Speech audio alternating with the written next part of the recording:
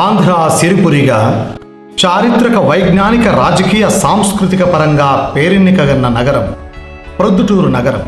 రాజకీయంగా తలపండిన హేమా హేమీలు తిరుగాడిన ప్రదేశమే మన ప్రొద్దుటూరు. అలాంటి హేమా హేమీలను సైతం తన వాగ్ధాటి, రాజకీయ చతురత, అకుంఠిత దీక్ష, ఎనలేని మానసిక స్థైర్యంతో ఎదురొడ్డి పోరాడి ధీటుగా నిలిచిన తిరుగులేని మన జననేత వైఎస్ఆర్సీపీ శాసనసభ్యులు శ్రీ రాచమల్లు శివప్రసాద్ రెడ్డి గారు. త్రేతాయుగంలో అయోధ్య రాముడు తన రాజ్యానికి వెళ్తూ మన ప్రొద్దుటూరు రామేశ్వరంలో శివుణ్ణి ప్రతిష్ఠించి పూజించి తిరుగు పయనమయ్యాడు. మరి ఈ కలియుగంలో ఆ రాముడు ప్రతిష్ఠించిన శివుని యొక్క శివప్రసాదమే మన జననేత రాచమల్లు శివప్రసాద్ రెడ్డి గారు. రాచమల్లు మునిరత్నమ్మ మరియు రాచమల్లు శివశంకర్ రెడ్డి పుణ్య దంపతులకు 3వ సంతానంగా 1966వ సంవత్సరం డిసెంబర్ 20వ తేదీన జన్మించారు. రాచమల్లు తన ప్రాథమిక ఉన్నత విద్యాభ్యాసాన్ని వసంతపేట మున్సిపల్ హైస్కూల్లో పూర్తి చేశారు. పువ్వు పుట్టగానే పరిమళిస్తుంది అన్నట్లు రాచమల్లు పాఠశాల విద్యను అభ్యసిస్తున్న సమయంలోనే క్లాస్ లీడర్గా, స్కూల్ పీపుల్ లీడర్గా ఉండి నాయకత్వ లక్షణాలను పుణికిపుచ్చుకున్నారు.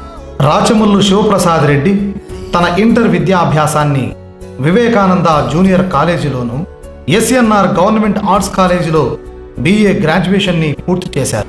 ఇంతింతై వటుడింతై అన్నట్లుగా ఇంటర్, డిగ్రీ కళాశాలలో స్టూడెంట్ యూనియన్ లీడర్గా ఎన్నికై విద్యార్థుల సమస్యలపై పోరాడుతూ తోటి విద్యార్థుల, అధ్యాపకుల ఆదరాభిమానాలను చూరగొన్నారు.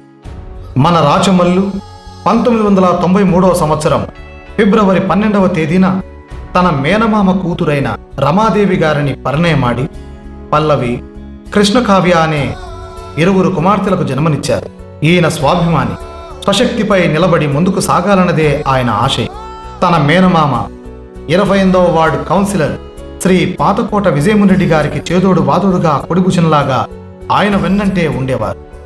1998లో విజయమునిరెడ్డి గారి అకాల మరణంతో రాజకీయాలలోకి అరంగేట్రం చేయవలసి వచ్చింది.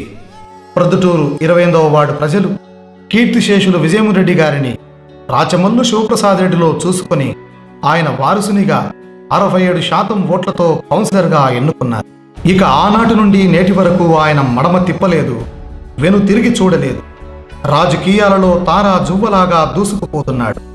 ఆయన దూకుడు తగ్గించడానికి రాజకీయ ప్రత్యర్థులు ఎన్ని ఎత్తులు వేసినా అవి హనుమంతుని ముందు కుప్పిగంతుల్లాగా మారిపోతున్నాయి. కౌన్సిలర్ గెలుపు తర్వాత అప్పటి చైర్మన్ అవినీతి ఆరోపణలతో రాజీనామా చేయగా ప్రొద్దుటూరు ఇన్ఛార్జ్ మున్సిపల్ చైర్పర్సన్గా పదవి ఆయన ముంగిట్లో వాలింది. అనుక్షణం ప్రజల బాగోగులను చూసుకుంటూ, ప్రజలను అభిమానిస్తూ, తనను నమ్ముకున్న వాళ్ళను ఆదరిస్తూ, పురపాలక సమస్యలను చురుకుగా పరిష్కరిస్తూ మెల్లమెల్లగా ప్రొద్దుటూరు రాజకీయాల్లో చక్రం తిప్పగలిగిన నాయకుడిగా ఎదిగాడు. తర్వాత పురపాలక సంఘంలోనే కాక పక్కన ఉన్న సోములవారిపల్లి పంచాయతీలో కూడా సర్పంచ్ స్థానాన్ని గెలిపించుకొని తన పట్టును చాటాడు.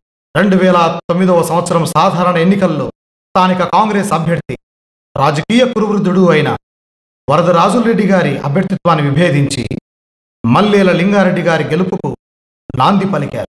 2009లో వైఎస్ రాజశేఖర రెడ్డి గారు అకాల మరణం పొందడంతో వీరాభిమానిగా పార్టీలకు అతీతంగా ప్రొద్దుటూరు నగరంలో సంతాప సభను పెట్టి వైఎస్ రాజశేఖర రెడ్డిపై తన అభిమానాన్ని, భక్తిభావాన్ని నిర్భయంగా చాటుకున్నాడు. ఈ క్రమంలోనే ఆయన మెల్లమెల్లగా జగన్ గారి అభిమానాన్ని చూరగొంటూ వైఎస్ఆర్సీపీ పార్టీలోకి ఆహ్వానించబడ్డారు. అనంతరం ప్రొద్దుటూరు వైఎస్ఆర్సీపీ కోఆర్డినేటర్గా నియమింపబడి కడప పార్లమెంట్ బై ఎలక్షన్లో పోటీ చేసిన వైఎస్ జగన్మోహన్ రెడ్డి గారికి ప్రొద్దుటూరు ప్రాంతం నుండి 70,000 మెజారిటీ అందించారు. దీంతో వైఎస్ జగన్, రాచమల్లు మధ్య బంధం మరింత బలపడింది. ఆ బంధమే 2014 సాధారణ ఎన్నికల్లో వైఎస్ఆర్సీపీ పార్టీ తరపున ప్రొద్దుటూరు టికెట్ వచ్చేలా చేసింది.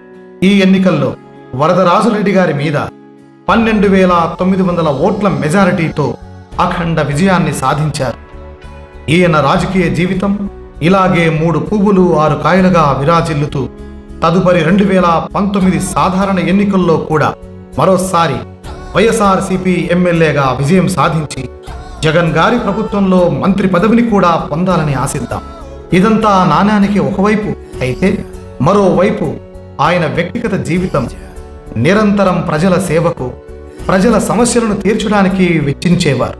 ఈయన ప్రొద్దుటూరు నగరంలోని వివిధ వార్డులలో తన సొంత ఖర్చులతో లెక్కలేనన్ని సేవా కార్యక్రమాలు చేశారు.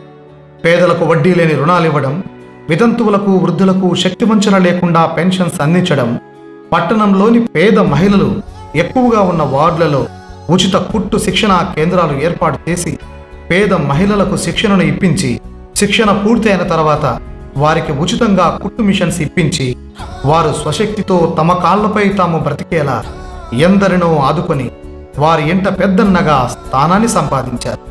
ఇంకా పాఠశాల విద్యార్థులకు నోటు పుస్తకాలు, దుస్తులు ఇప్పించడం లాంటి ఎన్నో సేవా కార్యక్రమాలు తన సొంత ఖర్చులతో నిర్వహించాడు. వేసవి కాలంలో ప్రజల దాహార్తి తీర్చడానికి తన అభిమానుల ద్వారా చలివేంద్రాలను ఏర్పాటు చేయించడం, ఇలా చెప్తూ పోతే ఎన్నో సేవా కార్యక్రమాలను తన సొంత నిధులతో చేసి నిరూపించి చేతికి ఎముకలేని నాయకునిగా వెలుగొందాడు. మున్సిపల్ గ్రౌండ్స్ రిపేరీ కొరకు తన సొంత డబ్బు నుండి 50 లక్షల రూపాయలను ఖర్చు చేసి తన సేవా తత్పరత ముందు ప్రొద్దుటూరులో ఏ నాయకుడు సాటి రారని రుజువు చేశాడు.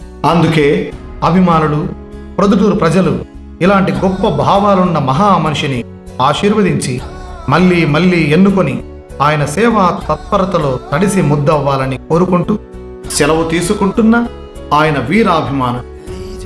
జై జగన్, జై రాచమల్లు, జై జై వైఎస్ఆర్సీపీ.